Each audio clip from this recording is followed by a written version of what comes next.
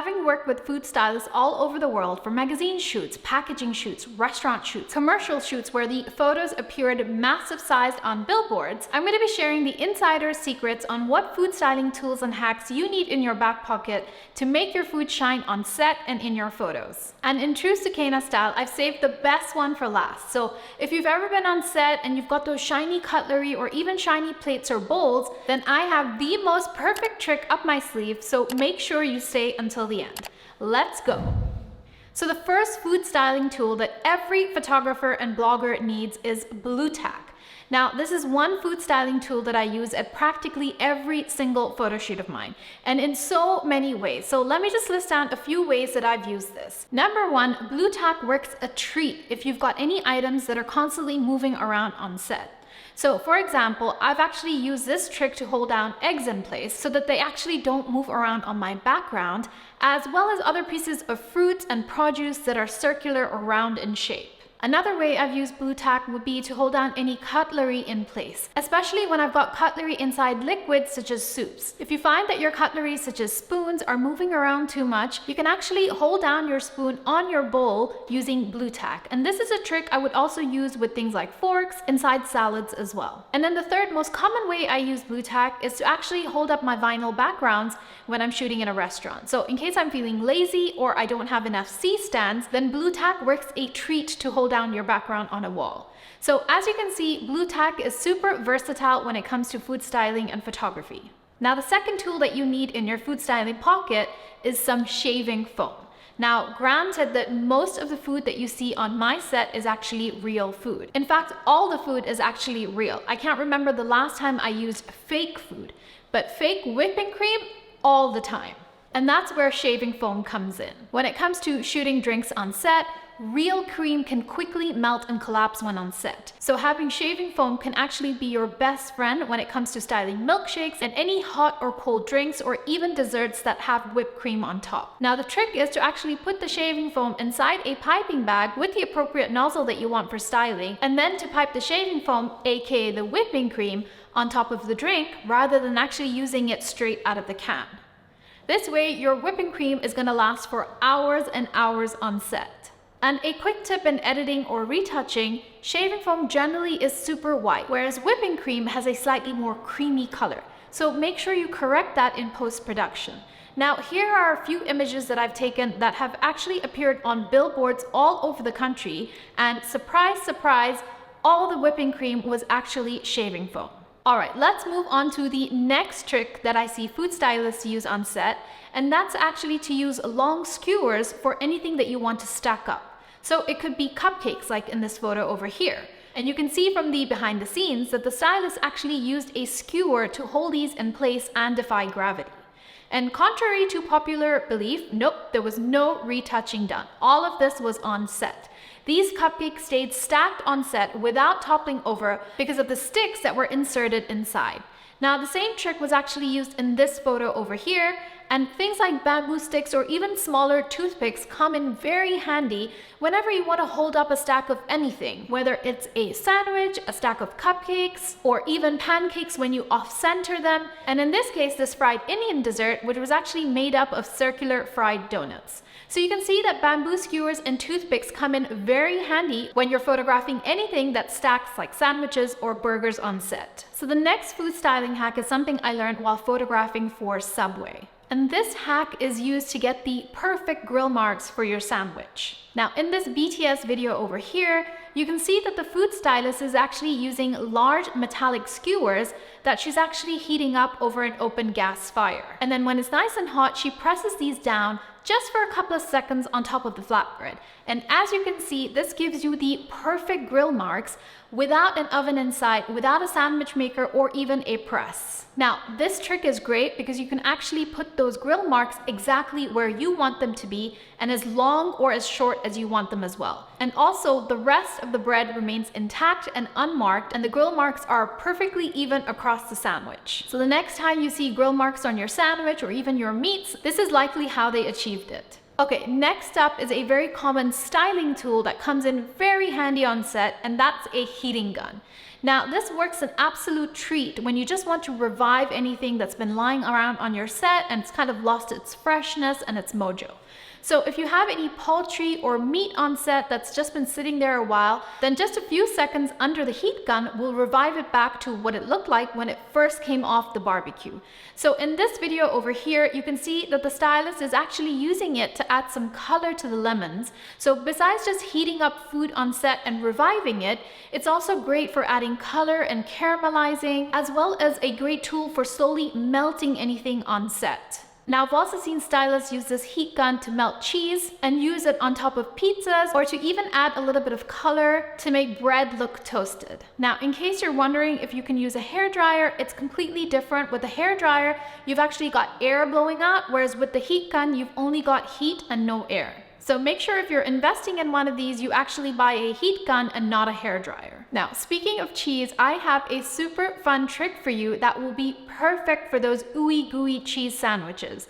But before I jump into that, if you're watching this video, I know that you love food photography as much as I do. So I want to invite you to my free masterclass on how you can build a successful and thriving food photography business from scratch. I'm going to be sharing with you the 3 biggest mistakes I see food photographers make that causes them to have photos that fall flat and clients that run away. I'll also be sharing 8 marketing techniques that you can use to make 6 figures in your food photography business, as well as my complete cold pitch process from start to finish. So details for that class is in the description box below. It's completely free to attend. Okay, back to the cheese.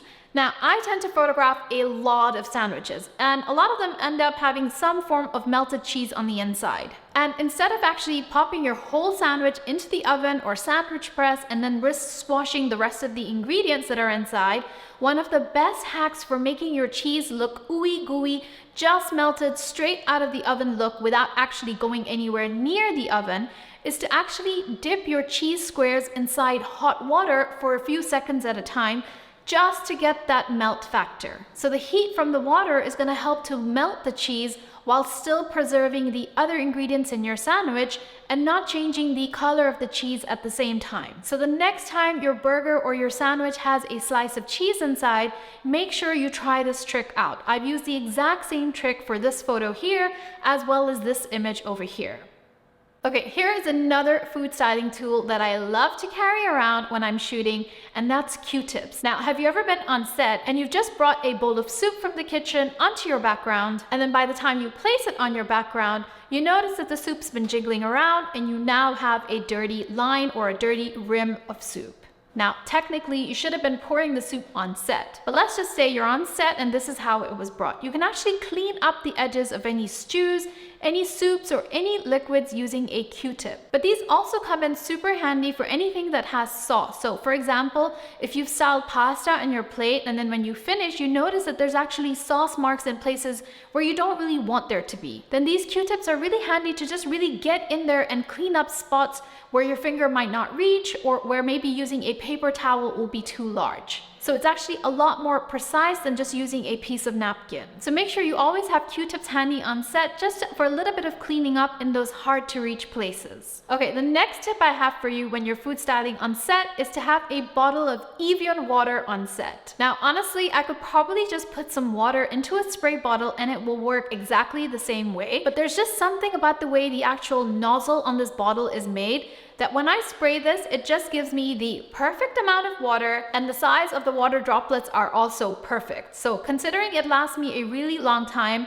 I think it's totally worth it. Now, I love to use this on food just to revive it back, especially if it's been lying on set for a while. Now, I know a lot of people tend to brush their food with oil, but I feel like that kind of makes my food a little bit oily, and that's the last thing I want to do. So I generally tend to use oil quite sparingly, but instead to revive my food, either I'll use a heat gun or just a spray of water. I also like to use this on drinks as well as any fresh produce, and especially on salads when I've got them on set. Now, a little word of caution: when you are spraying your food item with water to kind of revive it back, you want to make sure that you avoid spraying the whole plate, because the last thing you want to do is have water droplets on your cutlery and your crockery that's not meant to be there, that your camera will definitely pick up.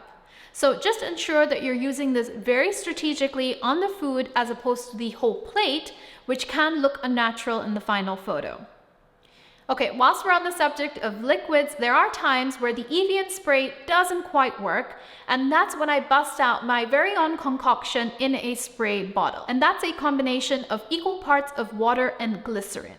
Now, by adding glycerin to water, the droplets now stick to whatever you spray this on. So whether it's fresh produce or a glass that has a cold drink inside. So as an example in this photo here, the glass was actually sprayed with water and glycerin instead of just water. So you can see that it's now not dripping down the side of the glass, and it's the oil content or the actual glycerin that holds the droplets in place. So this is my go-to spray when I'm styling drinks or when I have fresh produce on set and I want it to look like it's just been washed or it's really fresh. Or when I want my drinks to look extra cold and have that extra layer of condensation. Now, a quick extra tip for you, make sure it's equal parts water and glycerin, otherwise the spray won't come out of the nozzle because the glycerin can clog up the nozzle.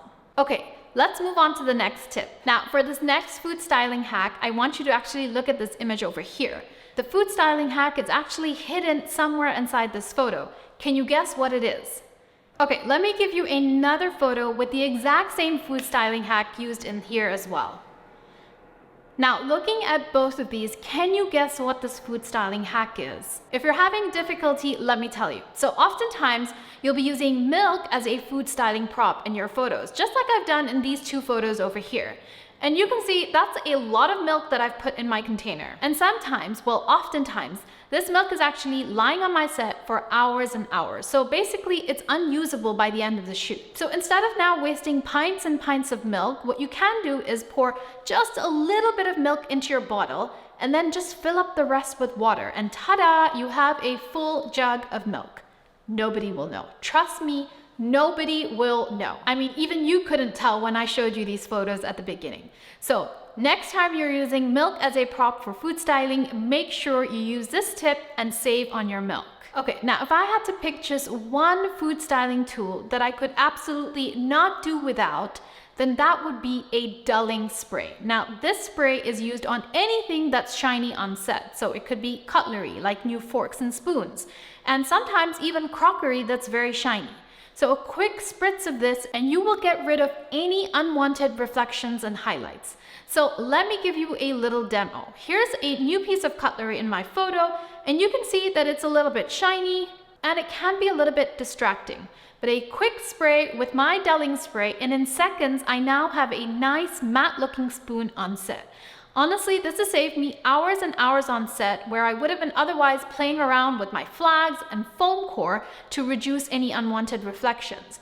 But instead of playing around with blocking or maybe the angle of my camera, a quick spray of this dulling spray and I am good to go. Now, if you enjoyed this video, then you're gonna love this one that I made where I'm sharing some really quick and easy tips to very quickly improve your food photography. So if you're looking to level up your photography in the next few days, I highly recommend you watch this one. I'll catch you there.